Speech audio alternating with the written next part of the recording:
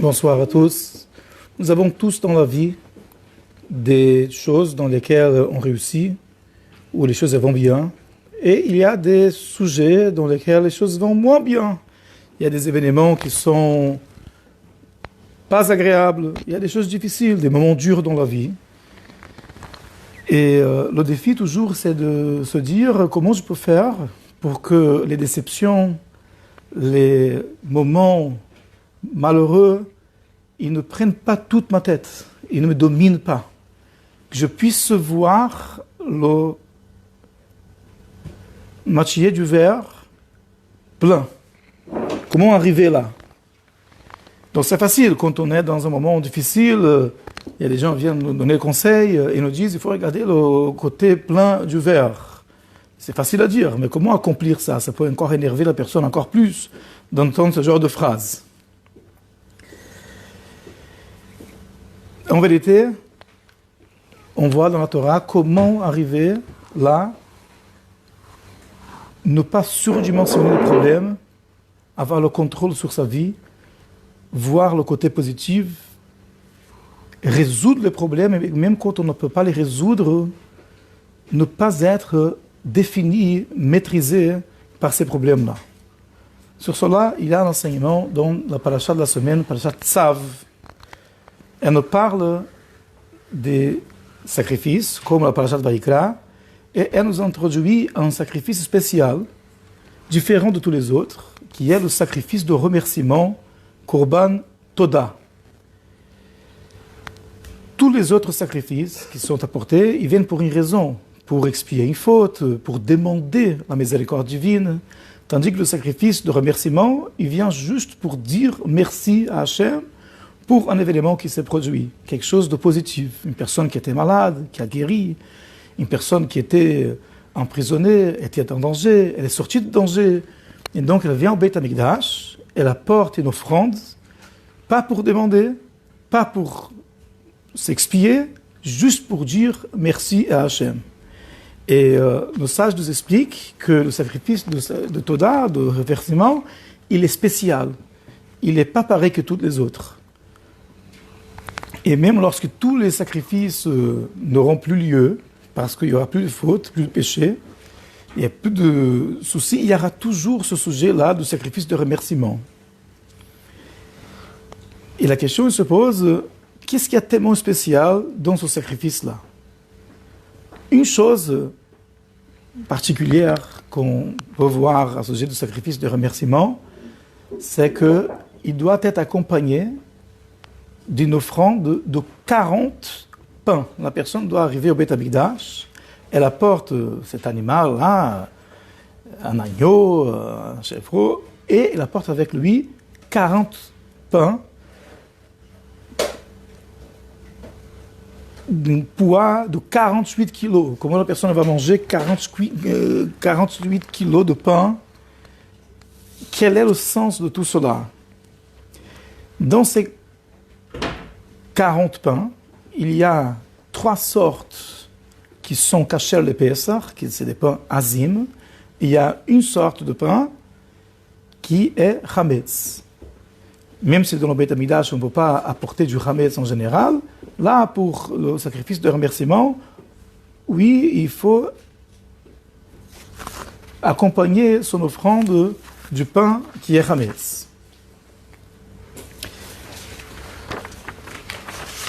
Donc, en vérité, le sujet de ce sacrifice de remerciement, c'est précisément cela, nous transformer, nous rendre capables de regarder les bonnes choses de la vie, et de cette façon-là, être des gens différents qui regardent aux événements de façon différente. Alors, pour expliquer cela, étant donné qu'on arrive à Pesach, on va prendre l'exemple d'un personnage qui est très important concernant l'histoire de Pesach, qui est Yosef Assadik. Yosef, c'est le premier juif qui est descendu en Égypte, et qui a précédé donc tous ses frères et toute sa famille, et qui a donc commencé l'exil en Égypte. C'est lui qui, avant de mourir, a laissé le signe à ses frères en disant « Hachem se souviendra de vous. Et le Rédempteur, il utilisera ce code-là, il dira ces mots, pakod, pakadati. Je me souviens de vous, je suis venu vous libérer. Et en effet, c'est le signe que Moshe Rabbeinu a reçu d'Akadosh Baruch Hu au moment où il a vu dans le buisson ardent, tu dois dire le peuple d'Israël, pakod, pakadati. Et en effet, c'est par le mérite de Yosef que la mer s'est ouverte, comme c'est marqué dans Teilim, Ayam Ra'a Vayanos, quand le peuple juif était devant la mer rouge et derrière eux il y avait l'armée de Pharaon, ils étaient dans une situation très difficile et précaire. Le mérite de tous les tzadikim n'a pas suffi, et quand la mer a vu le cercueil de Yosef, les ossements de Yosef, à ce moment-là, la mer s'est ouverte. Donc la personnalité de Yosef nous aide à comprendre le sujet de Pesach, qui est aussi lié avec le Mizmor Letoda, comme on dira, par la suite, si Dieu veut. Et il nous pourra comprendre aussi ce secret de la Torah qui est investi dans ce sacrifice de remerciement qu'aujourd'hui, puisqu'on ne peut pas apporter de sacrifice, on remplace par la récitation du psaume numéro 100. C'est le Mizmor Letoda, c'est un psaume qui est très usité. Aujourd'hui, les gens ils récitent le Mizmor Letoda parce que c'est quelque chose de très central dans notre vie, de pouvoir remercier Hachem pour chaque petite chose. Donc, ce qui se passe avec Yosef Hatzadik, c'est quelque chose d'extraordinaire. Yosef est une personne qui a beaucoup souffert dans sa vie. Sa mère, elle est décédée quand il avait l'âge de 9 ans. Ses frères le haïssaient. Ils voulaient le tuer. Finalement, ils l'ont vendu comme esclave. Il est arrivé en Égypte. Il était accusé des choses qu'il n'a jamais faites. Finalement, on l'a jeté en prison. Il est resté 12 ans en prison. Donc, on pouvait s'y attendre à ce que Yosef devienne une personne aigrie, amère, demandant de la vengeance vis-à-vis de tout le monde, de tous.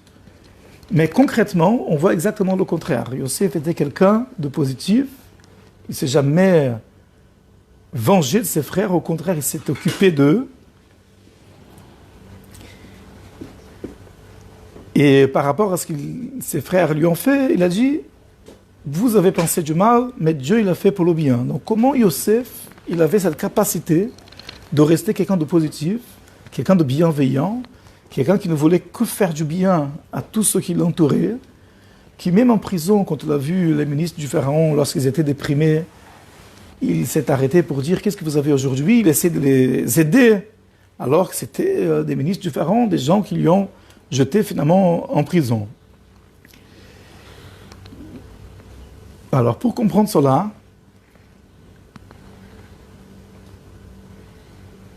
on va mentionner un commentaire de Rabbi Moshe Alshich. Rabbi Moshe Alshich, il a vécu à Tzfat il y a quelques 500 ans, à côté des grands kabbalistes comme Rabbi Moshe Cordovero, le Ari Akadosh. Il a un commentaire de la Torah appelé Torah Moshe, puisque lui-même il s'appelait Moshe. Et sur cet épisode dramatique de la vie de Yosef, où sa patronne, la femme de Potiphar, elle a essayé de l'attraper, de le faire fauter avec elle, Yosef lui a répondu, je ne eir ese ara'a agdola azot veratati l'Elokim. Comment puis-je faire ce mal-là et fauter contre Dieu? Donc le Rabbi Moshe Alshich explique c'est quoi cette redondance. Faire du mal, fauter contre Dieu, c'est a priori la même chose. Il dit non. Il explique la chose suivante. Comment puis-je faire du mal à mon patron, à mon maître, Potiphar?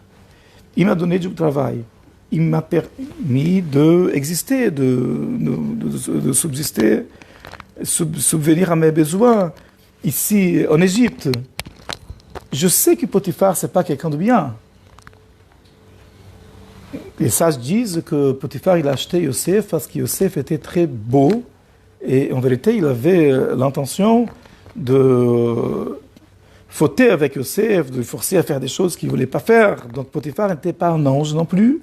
Yosef était conscient de ça, mais concrètement, il ne s'est pas arrêté sur le mal qui a pu lui faire le Potiphar, mais il s'est concentré uniquement sur le bien. Quelqu'un qui m'a fait du bien, je ne peux pas lui rendre le mal. Et je me concentre sur les choses bonnes de la vie et sur le bien que les gens m'ont fait. Et ça, c'est la réponse qu'il a donnée à la femme de Potiphar dans cet épisode. Il lui a dit, Madame, moi, j'ai une règle dans ma vie. Quelqu'un qui m'a fait du bien, je lui rends le bien. Même s'il n'est pas parfait, même si par ailleurs il a pu me faire des choses négatives, même s'il ne m'aime pas, moi je me concentre sur le fait que je lui dois quelque chose et je ne veux pas le trahir, sa confiance.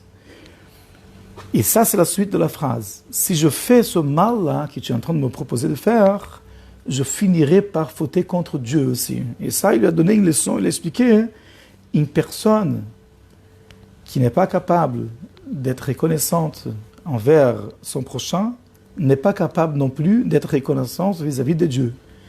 Et si il fait du mal contre le bien que quelqu'un d'autre lui a fait, il finira par fauter contre Dieu aussi. Et ça, ce sont ces deux phrases qu'il a dit. Comment puis-je faire ce mal-là envers mon patron? Et finalement, je vais devenir une personne mauvaise, une personne ingrate, une personne qui ne sait pas reconnaître le bien, et je finirai par fauter contre Dieu. Et c'est la raison pour laquelle il a refusé. Maintenant, Nachmanide, il ajoute une chose encore plus puissante. Il a dit que Yosef s'est sauvé de sa patronne et elle a saisi ses habits, et il est parti de la maison, il a laissé son manteau chez elle.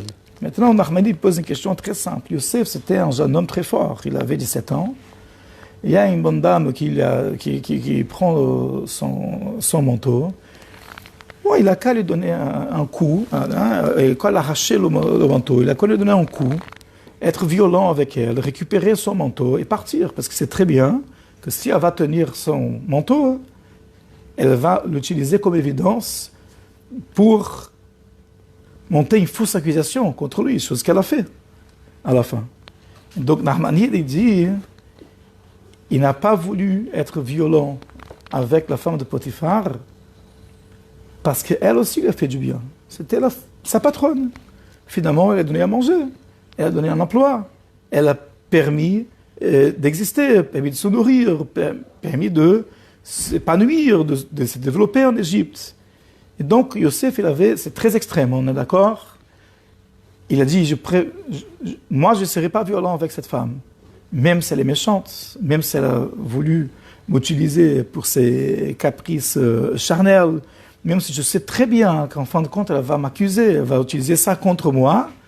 Je préfère qu'elle utilise ça contre moi que moi, de mon côté, employer de la violence vis-à-vis d'une personne qui m'a fait du bien dans la vie. Ça ressemble un petit peu à l'histoire de Tamar, qui préférait d'être brûlée que de faire la honte à une personne. C'est des exemples qui sont très extrêmes. Et Nachmanide dit, c'est pareil dans ce cas-là pour Yosef. Il dit, pour quelqu'un qui m'a fait du bien, je ne ferai pas de mal, je ne serai pas violent, et même je dois payer le prix. Et c'est la raison pour laquelle Yosef était diamétralement l'opposé du pharaon. Qu'est-ce qu'il dit par rapport au pharaon? S'élever un roi nouveau en Égypte qui ne connaissait pas Yosef. Ça dit quoi, il ne connaissait pas Yosef? Le sage, dans le Talmud, dont il était de Sota, il dit c'était le même roi. Mais il faisait genre qu'il n'a pas connu Yosef. Et même d'après la vie qui dit que c'était en effet le même, un nouveau roi, il ne connaît pas l'histoire, il ne sait pas ce qui s'est passé il y a simplement quelques années. On sait très bien que Yosef, il a transformé l'Égypte en une puissance économique mondiale. Il n'y avait pas à manger dans toute la région, il y avait à manger uniquement en Égypte. Et quand tu es le seul qui a de quoi manger, tu pratiques le prix que tu veux. Et en fait, la Torah nous raconte dans les détails comment Yosef a travaillé fidèlement pour le pharaon. Et il a fait en sorte d'acquérir pour le pharaon en personne tous les biens de la terre. Il a rendu le pharaon quelqu'un d'extrêmement puissant, extrêmement riche. Et quelques années plus tard, ce même pharaon, d'après certains, ou bien un autre pharaon qui certainement connaissait l'histoire, il faisait genre qu'il ne connaissait pas Yosef. Et parce que il est dit sur le pharaon, Lo yada et Yosef, il ne connaît pas Yosef. Quelqu'un qui a fait tout le bien du monde, qui l'a rendu quelqu'un de hyper puissant, hyper riche, et aujourd'hui il ne connaît pas Yosef, et il va asservir ses frères et sœurs, sa famille. C'est la raison pour laquelle finalement la Torah dit, quand Moshe Rabbeinu est venu parler au nom de Dieu, le pharaon il a répondu, Lo yadat yet Hashem, je ne connais pas Hashem. C'est lui qui ne sait pas reconnaître le bien que son prochain il lui a fait, il finira aussi par renier Dieu. Parce que c'est la même chose finalement, être reconnaissant pour quelque chose de bien qu'on nous a fait, ça nous aide à voir les bonnes choses qu'Akadosh Baruch Hu nous fait et d'être reconnaissant envers Hashem. Mais quelqu'un qui est ingrat, moi j'ai fait déjà. T'as fait? Chacun fait. Ouais.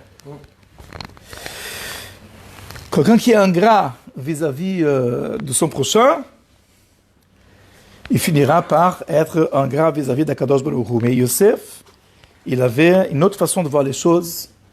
Il était capable de valoriser, de se concentrer sur le bien. Même des gens qui sont imparfaits, il voyait que le bien.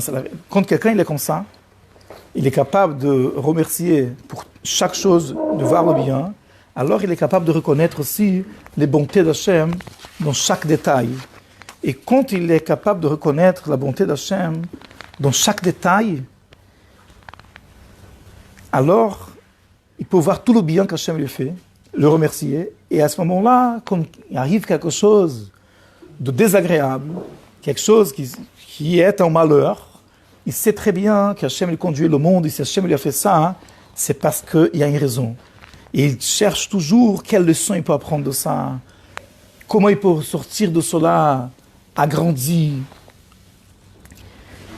Et ça, c'est la raison pour laquelle le sacrifice de Toda, et aujourd'hui remplacé par le Mizmor le Toda, il est considéré miuchat shebakorbanot, spécial parmi tous les sacrifices.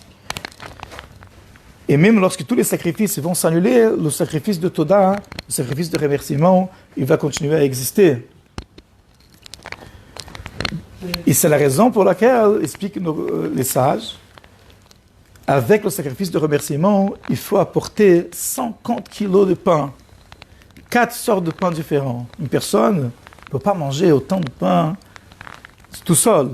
Qu'est-ce qu'elle doit faire absolument? Puisque c'est une mitzvah de tout manger. On ne doit pas laisser quelque chose du korban, de l'offrande, expirer le temps. Il avait très peu de temps, beaucoup moins de temps que les autres sacrifices pour être consommés. Seulement le jour même où le sacrifice était apporté et la nuit suivante. Et Rachamim, ils ont décrété pas plus que minuit. Donc il ne pouvait pas, humainement parlant, de manger tout ça. Et donc il était obligé d'inviter d'autres personnes, de faire une séouda. Et après, donc les gens ils vont demander, c'est quoi cette séouda exactement? Pourquoi tu apportes cette séouda?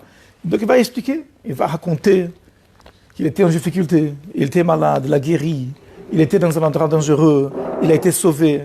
Et ça va lui transformer en une personne de remerciement. Il va être une personne qui valorise les bonnes choses de la vie.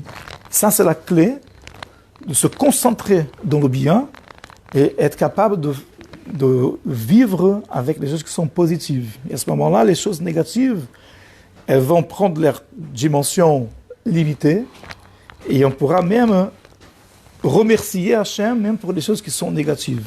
Comme c'est marqué dans le Teilim, quelqu'un qui est capable de remercier Hachem pour ses bienfaits, pour sa bonté au matin, lorsqu'il fait jour, lorsqu'il fait beau, alors la nuit, il est capable aussi d'avoir la émouna en Hachem et de savoir que tout ce qu'Hachem fait, c'est pour le bien. C'est la raison pour laquelle explique l'auteur du livre Eliyahu Rabbah, c'est un grand décisionnaire. Il pose une question intéressante que a dû déjà traverser l'esprit de tous ceux qui sont venus à la synagogue.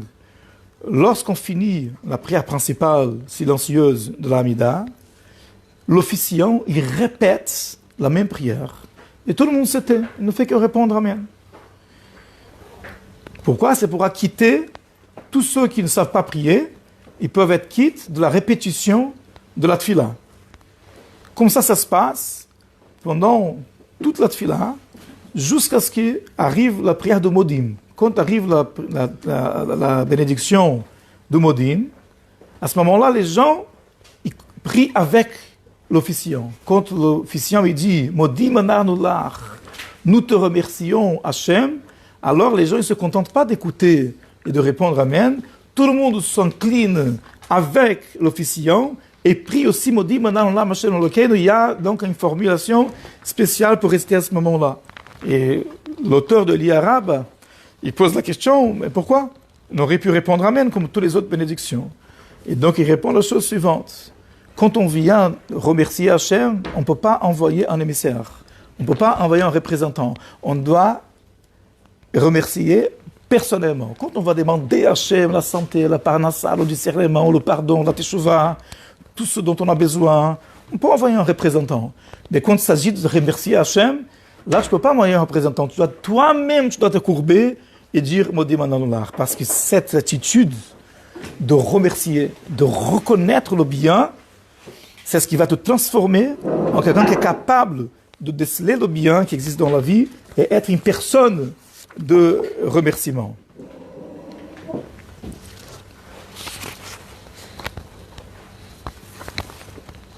D'après cela, on peut comprendre une question qui se pose au sujet du Seder Pesach. On voit que le Seder Pesach, il est tout entier axé sur le chiffre 4. Il y a 4 verres de vin, il y a 4 enfants qui posent la question. Avant de commencer la Gada, il y a le Manishtana, le fils, il pose 4 questions. Il y a 4 coupes de vin, on l'a dit. Il y a 4 kazaïts, 4 morceaux de matzah qu'il faut manger. Un pour Hamotzi, autre pour la mitzvah de matzah, n'est-ce pas? Autre pour le korer, le troisième pour le korer, et ensuite pour la fikoman. Et donc, il y a le chiffre, tout le Seder Pesach, il tourne autour du chiffre 4, parce qu'il y a 4 langages de délivrance dans la Torah. Ça correspond aux 4 lettres du nom de Dieu, qui correspond à toutes les structures des mondes, qui sont 4 mondes, d'Atzilut, Bria, Yetzira, Asiya. Il y a toute une construction. Donc, on aurait pu s'y attendre à ce qu'on doive manger aussi 4 matzot. Et d'un coup, la star du Seder Pesach, qui a la matzah, il y en a 3. Donc la question peut se poser, pourquoi 4 coupes de vin? Pourquoi tout le Seder entier, il tourne autour du chiffre 4? Et quand arrive à la matzah, il y a 3 matzot. Et donc une des explications qui sont données à cela, c'est parce que le Seder Pesach, c'est un sujet de remerciement. On remercie Hachem pour le plus grand miracle qui est l'existence du peuple d'Israël. C'est le plus grand miracle de l'histoire. La libération d'Égypte et toute l'histoire du peuple juif, c'est la suite de la sortie d'Égypte. C'est pour ça que les sages disent que chaque jour tu dois être considéré comme si tu viens de sortir d'Égypte aujourd'hui, jusqu'à la rédemption finale, qui c'est la finalisation de ce processus de rédemption. Et donc, il n'y a pas une cérémonie religieuse aussi ancienne dans le monde. Il n'y a aucun peuple, ça fait 3338 ans, que tous les ans, à la même date, les familles se réunissent, les parents avec les enfants, ils racontent l'histoire. C'est quelque chose qui ne se trouve pas dans le monde, mais le peuple d'Israël est là, il a survécu à tous les problèmes. Et pour comment le peuple juif il a pu survivre à toutes ces difficultés? Le peuple juif, sans doute, c'est celui qui était le plus persécuté, c'est le plus haï du monde entier, jusqu'aujourd'hui. Statistiquement parlant, on demande c'est quoi le pays le plus détesté du monde, c'est Israël. C'est pas, et pourtant, on pourrait se demander, ils ne font que se défendre. Ok, pas dire une chose et l'autre. Finalement, ils sont là, c'est pas pour rien ce qu'ils font, ils sont là pour se défendre. Mais concrètement, ce sont les plus détestés parmi les nations, avec toutes les persécutions, toutes les souffrances que ça implique. Et le peuple juif, il a pu survivre à tout cela parce qu'il est capable de dire merci à Hachem. Il est capable de se réunir en famille, une fois par an, à cette même date de la délivrance, et apporter son remerciement. Tout le Seder Pesach, c'est un sujet de remercier Hachem. Donc même si, dans l'histoire du peuple juif, ils ont vécu beaucoup de choses qui sont dures, ils ont fait comme Yosef, ils se sont concentrés sur le bien qu'Akadosh Baruch Hu les a fait, et automatiquement, ils ont pu toujours être positifs. dans chaque pays où il se trouve, essayer d'apporter un maximum de bienveillance, essayer d'aider, essayer de participer, de contribuer à la prospérité de chaque endroit où il se trouve, exactement comme l'exemple de Yosef. Et donc ça, c'est l'explication qui est donnée par nos sages.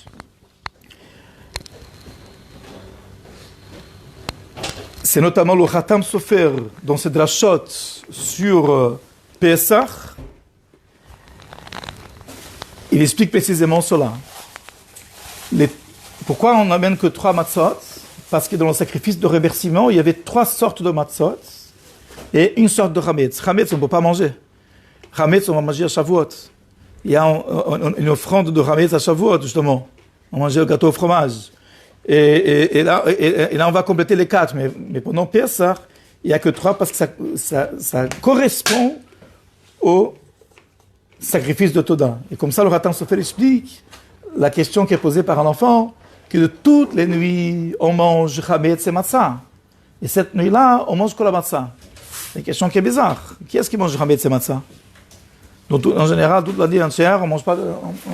Ça y est, on se suffit de la matzah pendant les 8 jours de Pesach. Et ça suffit. J'ai jamais vu qu'on mange de la matzah. Et même ceux qui préfèrent la matzah, ils ne mangent pas du chametz. Ça veut dire que toute la nuit, on mange, toutes les nuits, on ne mange pas de la matzah. Donc on aurait pu dire, comme la question pour le maror, on dit, toutes les autres nuits, on mange toutes sortes de légumes. Et cette nuit-là, on mange du maror. On aurait pu dire pareil. Toutes les autres nuits, on mange chametz. Et là, on mange matzah, ce serait beaucoup plus précis. Donc Ratan Sofer explique que toutes les autres nuits, la question de l'enfant, c'est toutes les autres nuits de l'année, quand on apporte un sacrifice de remerciement, une offrande, une korban toda à Kadosh Baruch Hu, on apporte chametz et matzah, c'est marqué dans la Torah. Il y a une sorte de pain chametz et 3 sortes de pain matzah. C'est marqué dans Parashat Tzav, Parashat de la semaine, le Shabbat qui bénit la fête de Pesach, chaque fois qu'il en est de 12 mois et pas de 13. C'est toujours Parashat Tzav, c'est celle qui va bénir la fête de Pesach, parce que la Parashat Tzav, elle a le sacrifice de remerciement. Et Pesach, c'est un sacrifice de remerciement. Donc vient l'enfant et dit, toute la nuit, quand on apporte un sacrifice de remerciement, toutes les nuits de l'année, on apporte pain chametz et de pain matzah. Pourquoi cette nuit-là, on n'amène que la matzah? Et donc on va l'expliquer qu'on ne peut pas manger chametz. Donc ça, c'est le sujet de la Haggadah. On va expliquer qu'on ne peut pas manger chametz cette nuit-là, parce qu'Akadosh Baruch Hu nous a sauvés. Il n'a pas eu le temps de faire fermenter la pâte avec toutes les explications qui cela implique. Mais ça, c'est une des réponses qui est apportée à sa question. Pourquoi 3 matzot uniquement? Parce que le sujet de ce soirée-là, c'est dire merci Hachem. Et ça, c'est la raison pour laquelle il n'y a pas de bracha pour la Haggadah de Pesach. Pour la Megillat Esther, il y a une bracha. Pour le Hallel, il y a une bracha.